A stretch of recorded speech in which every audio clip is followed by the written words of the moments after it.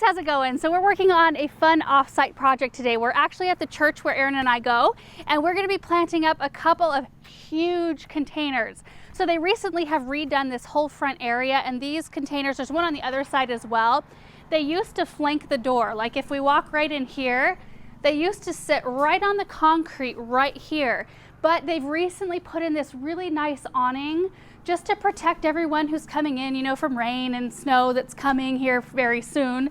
And it's just changed the whole outside of the church. So I'm really excited to plant up these containers, which are now nested into the flower beds.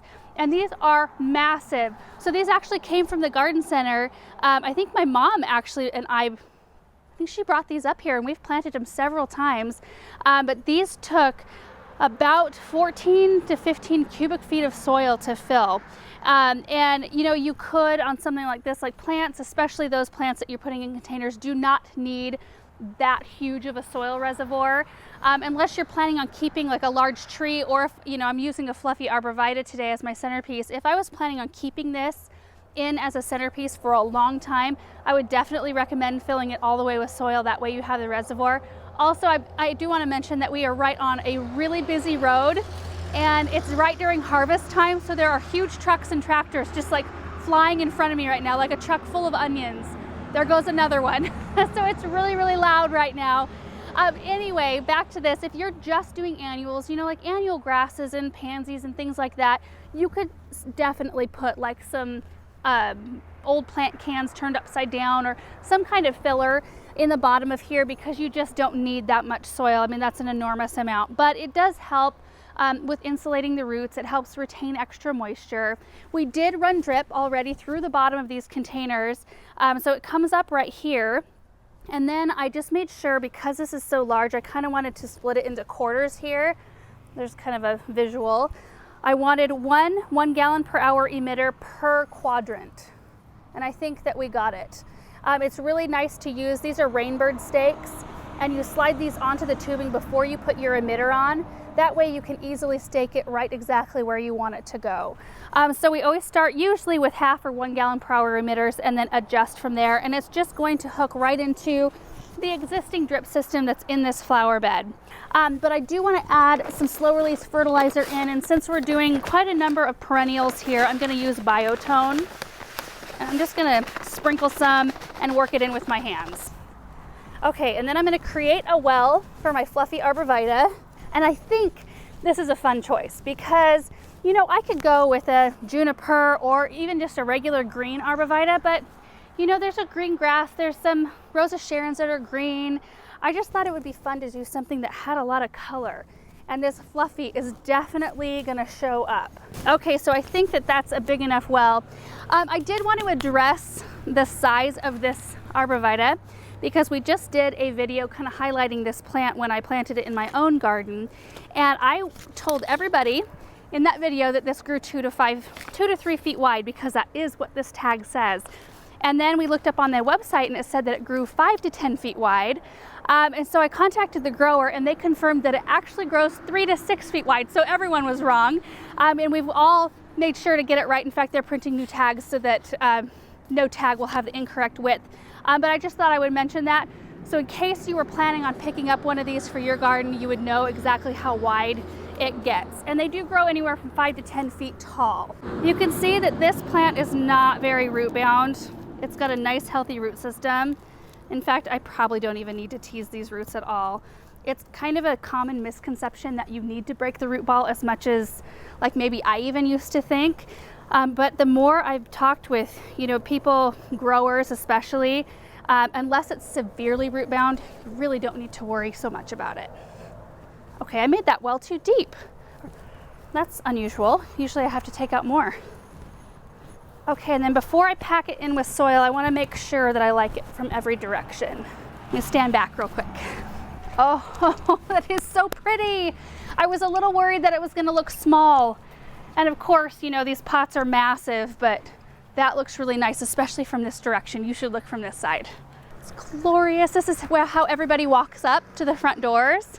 So I think that that is beautiful. So I'm gonna pack that in really well, soil all the way around the root ball, and then we'll start in with our fluffy fun stuff. Oop, one of my tubes just came off. Okay, I'm gonna make sure that that's centered. I always get it off somehow. I don't know what my deal is. It needs to move this way more. Sometimes where the trunk is and where the root ball is, like it doesn't line up perfectly. Like this root ball is not centered, or this trunk isn't centered on the root ball. So you have to accommodate for that when you're planting. Oh, there's a big old something, farm equipment. Okay, let me, before I pack this in again, let me look. Needs to tip a little bit. Looks good. I think that's better. Okay, we'll pack it in one more time. Okay, now if you come right over here, I'll show you the other things that I have for this pot.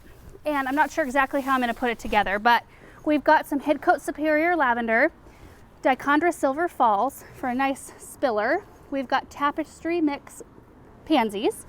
There's a Dusty Miller. This one's called Silver Dust. And then there's an Osaka Red Ornamental Cabbage. So I'm not sure exactly, like I said, how I'm gonna put these together. So I think we're gonna set up the camera as we do and just show me planting this up, and then we'll like talk through it in the end.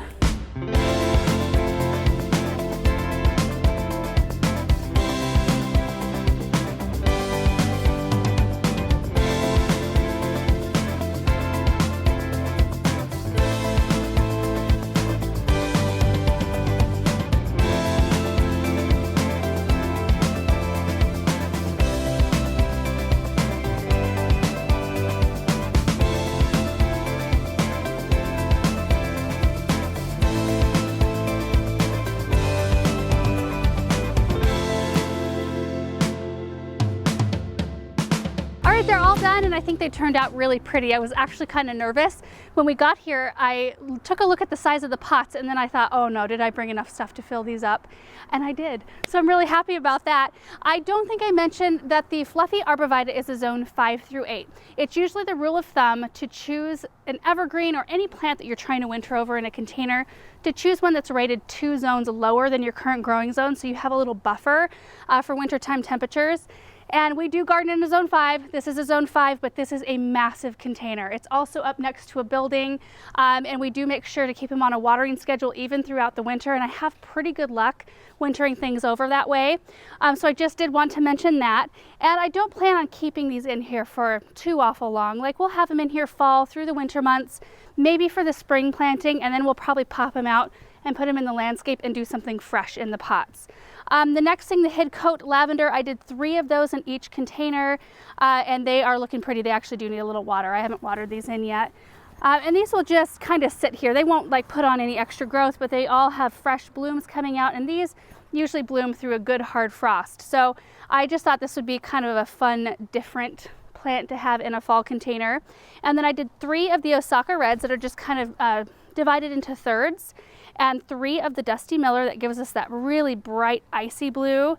And then I did the Dichondra in between the cabbages, and then just filled in with pansies everywhere else. We've done the pansies when the containers were up next to the building several times, and they usually get absolutely massive. So I do have some like tucked in behind the cabbage so they can kind of fill in the base of the Arborvitae here. But I'm just really happy about it. Let's run over to the other pot. It's exactly the same, but you can kind of take a look at it because this one has a little bit more of a back to it. And that's the thing about evergreens. Sometimes, you know, it can be a little bit difficult to find 2 that are exact. You know, finding an exact matching pair of evergreens can be tough. But this was perfect because this one had a little bit more of an opening right here. See that right there? I actually put 1 extra lavender in this pot just to fill in that little blank spot. But this pot is really only seen from this direction and then around the front here. It's backed up in this corner here, so it worked out really perfectly. So really all I have left to do is to water these in. And we will fertilize, but probably not as often because we're not watering as often now. The temperatures just dropped yesterday. It was 94. Today's high was 74. It hasn't even reached that yet. And then we're in the 60s and low 70s. So for the foreseeable future anyway. So that takes our watering and fertilizing chores down a whole lot. So anyway, I hope you guys enjoyed this project, just seeing something new and seeing this massive container. We don't often plant, I don't think we only have 2 containers at home that are maybe this size, a reservoir, maybe a tiny bit bigger. So it's fun to do something on this scale every once in a while. So anyway, thank you guys so much for watching, and we will see you in the next video. Bye.